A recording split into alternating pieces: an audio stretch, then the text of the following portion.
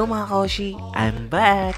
Today, gagawa tayo ng creamy, milky, mais con yelo ice candy. Tara, simulan na natin. Ito pa lang mga sangkap.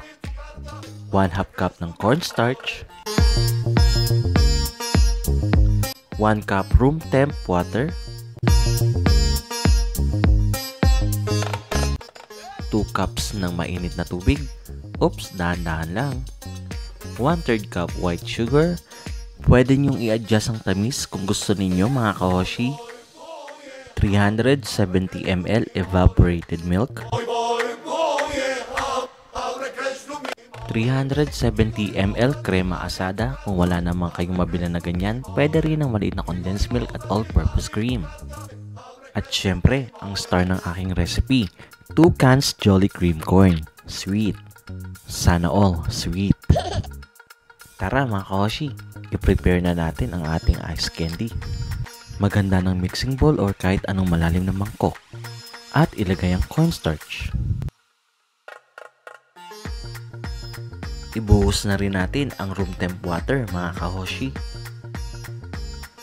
Tsaka natin i-mix para ma-dissolve ang cornstarch.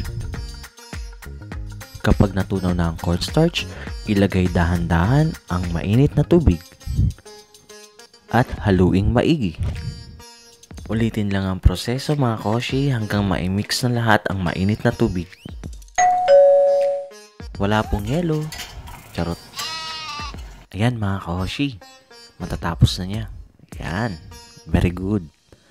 Kapag nahalo na, isabay na rin ang white sugar. Tunawin ang asukal sa mixture at once na natunaw na, iset aside muna natin ng mga ilang minuto at palamigin.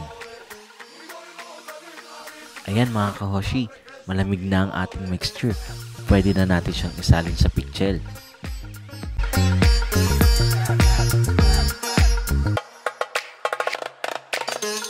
After masalin, pwede na nating ilagay ang iba pang sangkap.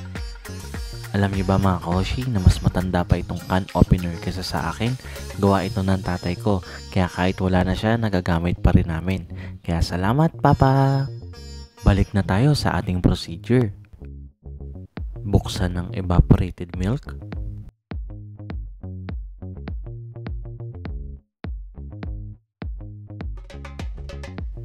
At isalin sa mixture.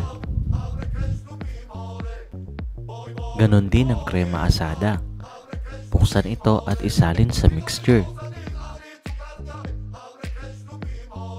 Syempre, ang star ingredients, ang cream corn, na mapapasana all ka na lang sa kaswitan. Habang sinasalin natin ang cream corn, alam niyo ba na ang mais ay rich in fiber? Kaya maganda ito sa ating katawan mga ka-hoshi. After natin lagay lahat ng sangkap, i-mix lang natin siya hanggang maging evenly distributed ang lahat ng ingredients. After natin mahalo ang lahat ng sangkap, iset aside muna natin at ihanda natin ang mga kakailanganin katulad ng ice candy plastic bag at ang funnel. Tara mga ka-hoshi, simulan na natin. Gumamit pala ako ng 1/3 cup scooper para sa ating ice candy. So, buksan na natin.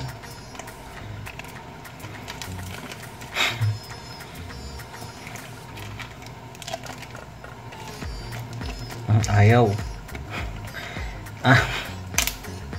Wala pala mga ka-hoshi na butas.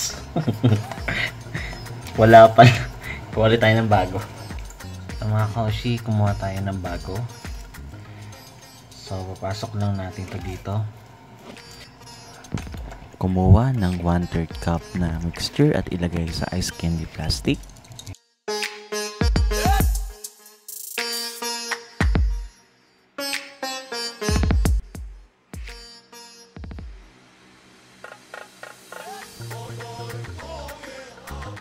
Ayan mga ka-hoshi, pwede na natin siyang itali. Dahil hirap na hirap ako magtali, hindi ko na ipinakita sa camera. Tcharan! Meron na tayong nagawang ice candy. Ulitin lang natin ang proseso mga ka-hoshi hanggang makagawa kayo ng maraming ice candy. Charan! Tayo ay nakagawa ng 34 pieces na mais con yelo ice candy. Ngayon mga ka-hoshi, ilagay na natin sa freezer at palamigin ng 10 oras. After 10 hours, pwede mo nang i-enjoy ang mais con yelo ice candy mo. Salamat sa panonood mga ka-hoshi. Hanggang sa muli.